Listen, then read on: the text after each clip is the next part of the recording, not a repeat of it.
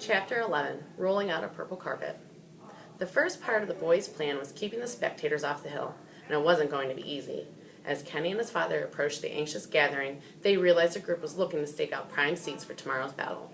There were so many townsfolk present, they seemed like they were everywhere, illuminating the entire hillside with their lanterns and torches. Kenny stopped just short of the crowd. I don't know if this is going to work.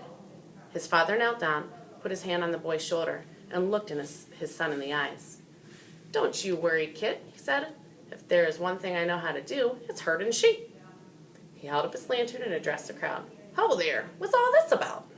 "We're here to see the dragon slaying tomorrow," someone shouted.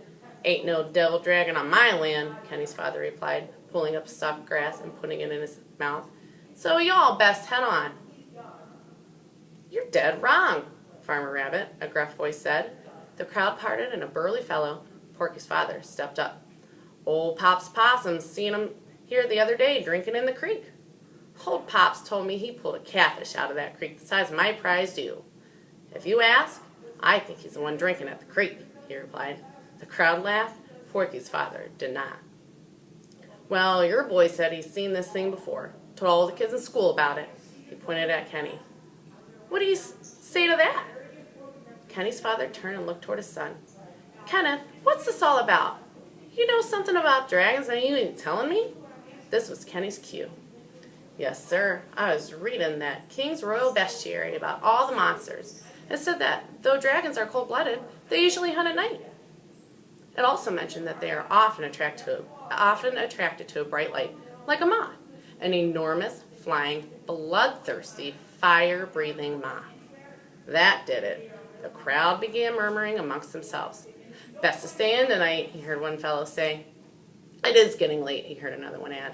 "Perhaps we should douse these lanterns," someone said from the back of the group. Kenny's father eyed Porky's prickly dad for some time, calmly chewing on his grass stalk.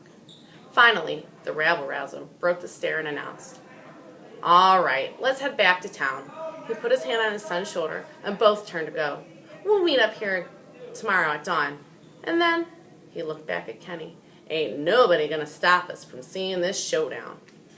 Kenny exhaled as he and his father turned back toward the farm. "You see, son," his dad said, putting his arm around Kenny's shoulders, "there's always a pecking order. You find out who the leader is, spook him into going where you want him to, and the rest of the flock will follow." Kenny looked up at his dad as they walked back home. In the warm lantern light, he seemed wise now, like Arthur's Merlin, and Kenny realized that his father's wisdom was gained from real experiences and not something he had read about in a book. They both returned to a very busy household. Everyone was running around, including Charlotte, who had received word from George and arrived to help. Kenny smiled at her as she looked up from her sewing machine. "Hiya, Kenny. Heard about your plan," she said. "This is gonna be awesome." The boy felt his cheeks go warm and looked down at his feet. "I'd better check on Graham," he said, and went out to the barn. The dragon was sitting with George, viewing the map of the hill by candlelight.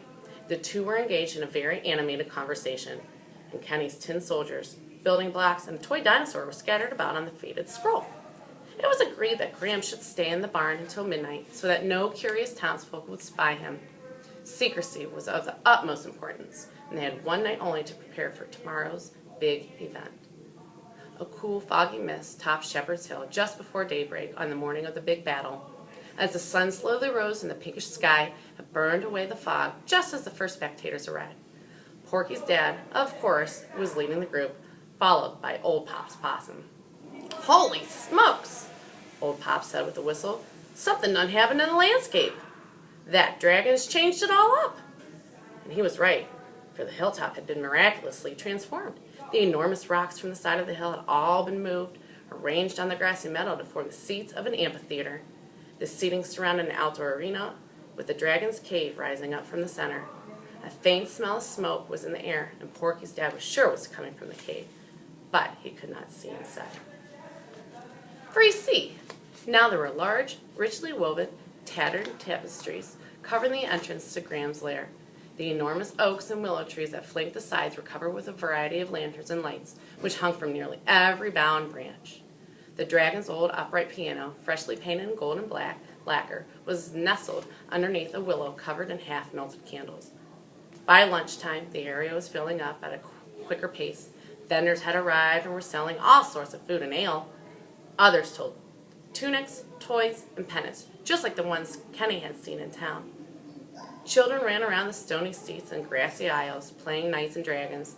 More than once, Kenny overheard wagers being made on who would come out victorious. Late afternoon brought a surprise no one in town had expected. By now, most everyone from Roundbrook was present, and clearly word had spread to the neighboring villages, for there were far more sightseers than there were seats, leaving some to find viewing elsewhere. All were curious about the large, stately procession that was coming from the east road and heading straight up the hill. One vendor, standing on top of his cart, used his opera glasses to get a better look and cried, "The king! The king is coming!" A large group of onlookers rushed over to get a better view. Sure enough, it was the king himself, arriving in a beautifully ornate horse-drawn carriage. Armed soldiers who looked like younger versions of George marched both in front of and behind him. They stopped at the back of the amphitheater and began constructing a small tower with box seats for His Majesty and his courtiers. From a hiding place high in the branches of a tree, Kenny watched the royal servants assemble the tower, finally rolling out a purple carpet for the king to walk upon. The guards flanked both sides of the walkway, preventing any onlookers from getting too close to His Majesty. The king was followed by his two sons, a jester, and George, dressed in his finest clothing. With all eyes watching the king enter the royal box, Kenny hopped down from his hiding spot and scurried back down the hill. "This is just like a giant chess game," he thought to himself. "Now I just have to move toward a favorable outcome." After the afternoon began to fade into evening, the waiting crowd began to grow restless. The rowdy bunch chanted and stomped their feet in unison. Few of them noticed little Kenny as he lit the lanterns. He knew this was it. It was time to finally set his plan into full motion. Setting alight the last lantern, Kenny looked down at his mother and gave her a nod. She solemnly walked up to the piano, lit the candles, and began playing an ominous melody. Immediately, the entire gathering hushed to a breathy silence and looked toward the arena. Kenny walked slowly to the center of the battlefield. He looked up in total awe. He had never seen this many people gathered together in his entire life. Strangely, the Riverstone feeling was not present. Instead, he felt a fiery flicker of a feeling, something that coverted about his insides. This was not a book report. There would be no grade handed to him at the end of this. Either his plan would work, or one of his friends might not see the sunset that day. But they all trusted him. His mom, his dad, George, Fran, and even Charlotte. They thought this plan was ingenious, and now it was all up to him. He looked down at his two little paws, took a deep breath, and slowly opened a large, leather-bound book. He began to read in a shaky voice. Draco, Latin for dragon, and derived from the Greek word draconta, is the biggest of all living creatures on earth. At this, murmurs and hushes were heard throughout the audience. Kenny continued. The fiery feeling danced throughout his chest and heart. When the dragon comes out of its cave, it is often carried into the sky, borne into the air, surrounded by blazes. For indeed, it is rising up from the lower regions of Hades. Audible gasps could be heard at this point. One mother put a pause over her child's ears. The fiery feeling rushed up into Kenny's throat. He continued loud and clear so that nobody could miss a single word he said. A dragon's strength is found within its long and dangerous tail. Tying the tail in a knot will render the foul beast harmless. But be warned, all drakes kill anything they catch with their vicious coils. Kenny slammed the book shut, and the crowd jumped back in their seats. He asked aloud with a fiery feeling dancing on his tongue. Who among us shall vanquish this menacing scourge from our land? I shall, announced George in a clear voice. Everyone turned toward the royal box and watched him stride down the aisle, escorted by beautiful Charlotte. She was draped in elegant, ornate white robes with ribbons of flowers wrapped around her head. The knight was adorned in his golden armor, which had been polished to a mirror-like shine. He held his decorated shield in one hand, Charlotte's arm in the other, and a crimson silken cape billowed and danced about behind them both as they walked toward the battlefield. First, a kiss from a maiden fair, George proclaimed, for this may be my final day upon the battlefield. Charlotte hugged the old man and pecked him on the cheek. Seeing this, the tips of Kenny's ears grew warm. He shook off the feeling and continued, Great knight, not only will you need a courageous heart and a beloved spirit to dispatch this beast, but you will also need magically enchanted weapons. Say now, have you these instruments of carnage?" "I do," replied George, displaying his sword and shield for all to see. "But alas," he looked down glumly, "they are not enchanted." "Then they will not work, and death will most certainly greet you on the battlefield today," Kenny declared. The audience rumbled with anticipation. "Unless," he said, in an "I just got an idea" tone, "there is a wizard, a mage here among us, who can enchant your weapons." He gestured toward the crowd. "Is there anyone present who can perform such a supernatural task?" Heads turned this way and that at the assembly of spectators looked to one another.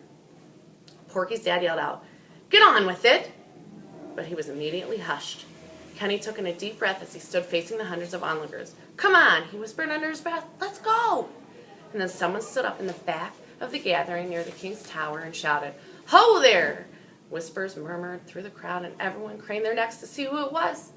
An elderly figure, wearing a low-brimmed hat and dressed in dark robes, embroidered with strange symbols and stars, leaned on an old pitchfork as he rose. "I can enchantify your weapons, if that is what you'd like," he said in a gravely voice. The crowd parted as a mysterious character hobbled down to join Kenny and his companions at the center of the arena. He walked up to George and announced, "Put your sword away. It will do you no good. Instead, use this enchanted pitchfork." He rubbed the mud and dirt off of the fork, revealing shimmering golden tines. He held the pitchfork high so that all in the audience can see. "Pin the dragon's tail to the ground," he continued, "so that you may tie it in a knot and defeat the beast." The wizard then pulled a bottle from his robes and poured the liquid contents onto the knight's shield. "This will protect you from the monster's fiery breath. Now," he paused, looking out to the audience, "now you're ready." The mass of viewers burst into applause as the old wizard hobbled through them back toward his seat. As they congratulated and patted the mage with cheers of praise, Kenny could feel his heart begin to race. "So it is done," he declared, and all heads turned back to focus on the little buck. "Then there is only one thing that remains." "There is?" George replied in a puzzled tone. "You need baits to lure the drake from his smoky den," Kenny answered. The fiery feeling was strong now. It leaped out of his mouth and onto his shoulders. Is my royal challenge not enough to bring the beast out of hiding?" George asked. "No, it will not do," answered Kenny. He was controlling not just his fire anxiety, but the entire crowd as well. He pointed to Charlotte. "But she will." The audience gasped. "Brave knight, there is but one thing a dragon finds irresistible, the sweet taste of a maiden fair. Bind this girl to the tree, and her screams for help will surely lure the beast from his devil den." "No, no!" some voices in the audience cried, but most were shocked into stupefied silence. George grabbed Charlotte by the wrists and tied her to the gnarled oak closest to the cave's entrance.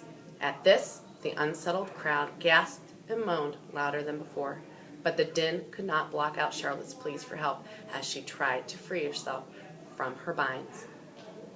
Ignoring Charlotte's sobs, George threw off his cape and readied his weapons. Kenny stood at the entrance of the cave, spread out both hands, and cried, "Then let the battle begin!"